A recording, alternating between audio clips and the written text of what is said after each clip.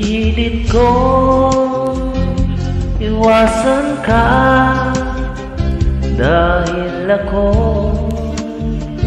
nakatali na sa isang dilag na labis. Minahal ko ng tapat at hindi magbabago kailan pa man.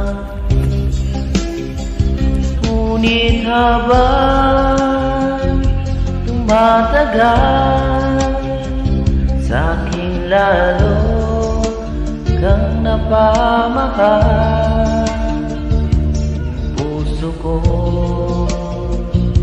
nalilito dahil sa naramdaman.